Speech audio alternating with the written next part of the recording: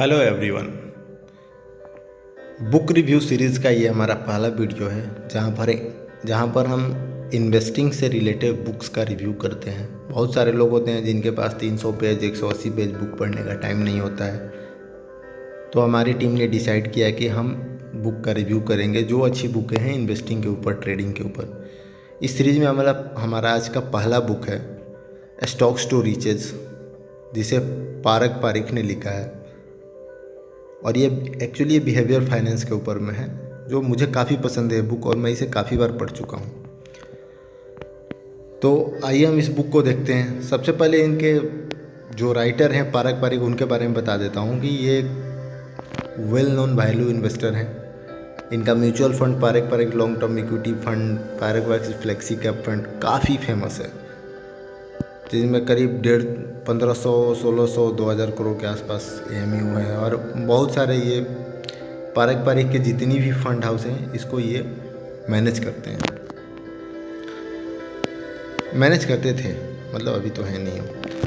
तो stock to riches talk about the decision making part of market as to deciding when to buy और sell, when to churn your portfolio, how much of portfolio to attribute to particular stock, and believe me, this part of the investing is equally important, equivalent to finding the right stock, doing the fundamental research in terms of creating wealth. Stock to riches आपको क्या करता है कि stock market में decision लेने की जो चीज़ें हैं उस पर फोकस करता है। इसमें आपको कोई कि ये स्टॉक का पी देखना चाहिए, उसका डेब्ट इक्विटी देखना चाहिए, शेयर होल्डिंग देखना चाहिए, उन सब चीज़ों के बारे में इस बुक में कोई डिस्कशन नहीं है। इस बुक में बस यही डिस्कशन है कि हम क्यों ऐसा डिसीजन लेते हैं और इससे बचने के लिए हमें क्या करना चाहिए। शुरू करते हैं। इसका इम्पोर्टेंट पॉइंट पहला है लॉस एवर्सन। लॉस एवर्सन क्या है कि जो मतलब कोई भी आदमी का ये स्टॉक मार्केट में ऐसा साइकोलॉजी है कि जो उसका लूजिंग साइड रहता है ना, उसे वो छोड़ने में बहुत सोचता है, जबकि जो विनिंग साइड रहता है उसको वो तुरंत छोड़ देता है। We as human don't want to be at the losing side of anything, be it an investment. We do this by booking profit early और holding our losing position for quite a long time. And I hope आप भी किए होंगे कभी, या अभी कर रहे होंगे। जो बढ़ने वाले स्टॉक होते हैं उसे हम जल्दी बेच देते हैं, और जो स्टॉक हमारे लॉस में है उसे हम 2-2 साल 3-3 साल तक होल्ड कर लेते हैं। यही बताता है इनका लॉस एवर्सन थ्योरी।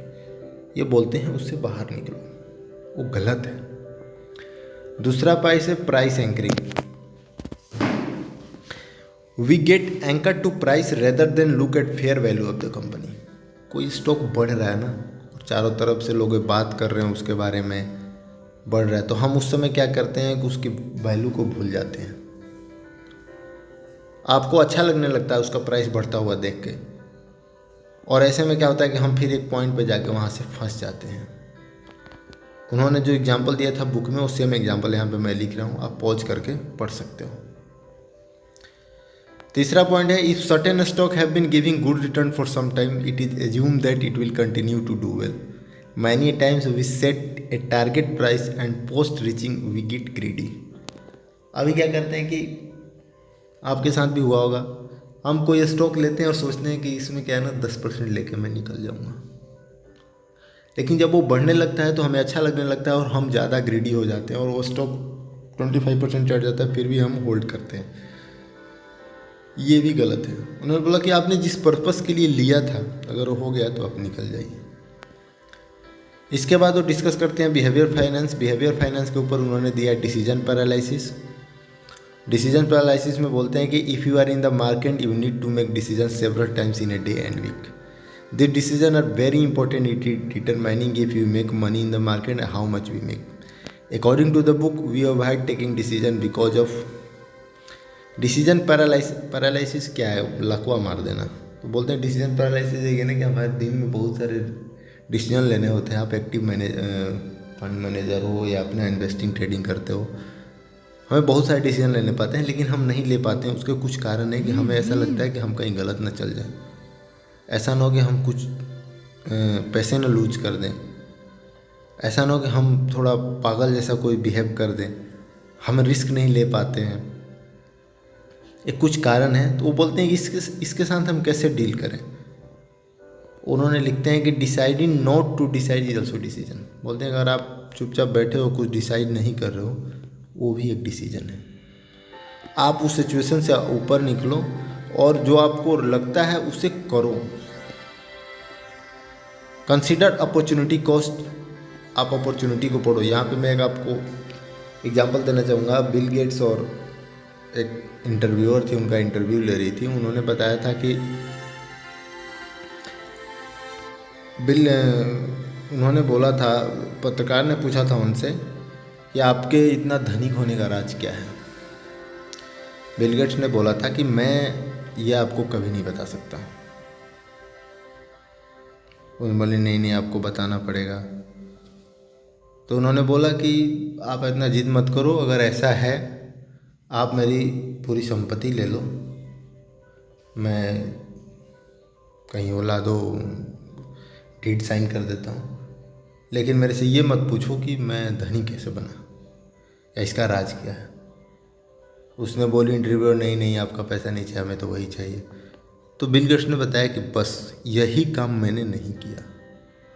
आपके सामने अभी अपॉर्चुनिटी था, आप दुनिया के सबसे अमीर आदमी बन सकते थे, लेकिन आपने इसे छोड़ दिया। तो मैं कभी अपॉर्चुनिटी को हाथ से जाने नहीं दिया।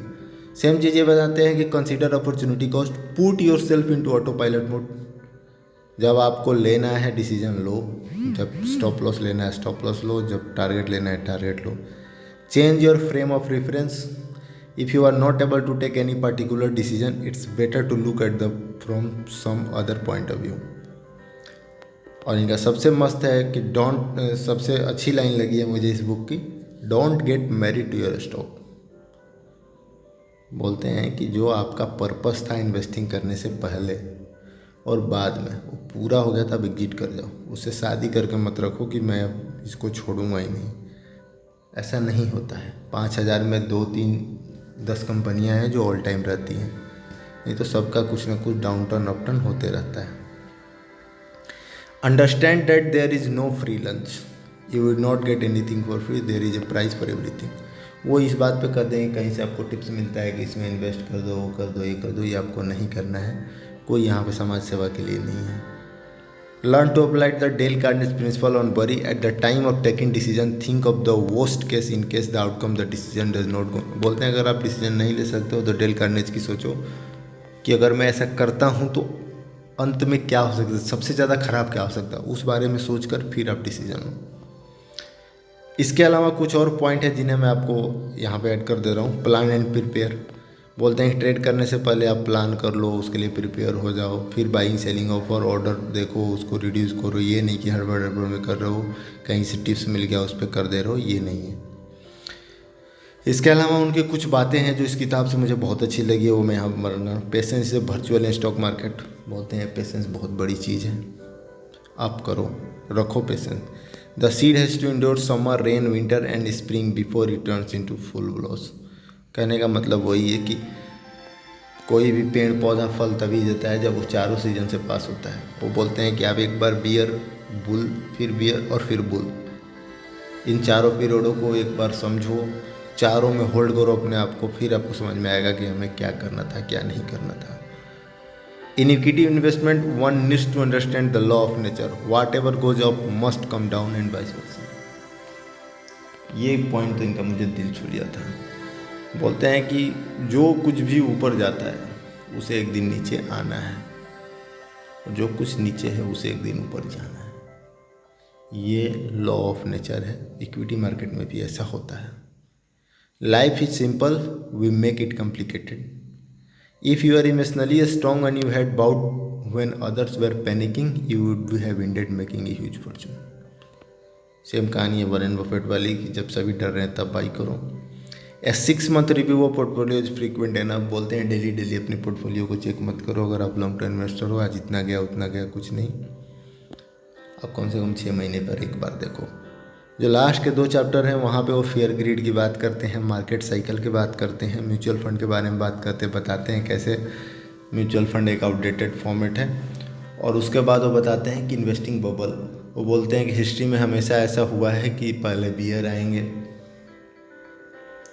पहले बुल आएंगे, फिर उस प्राइस को हाई करेंगे, फिर यूफोरिया क्रिएट होगा, फिर रिटेल तक पहुंचेगा, फिर बियर आएंगे, प्राइस को बस्ट करेंगे, लेकिन फिर बुल आएंगे, फिर वो साइकिल रिपीट होगा। और ये हमेशा हुआ है और हमेशा होगा। Then thank you for watching this video.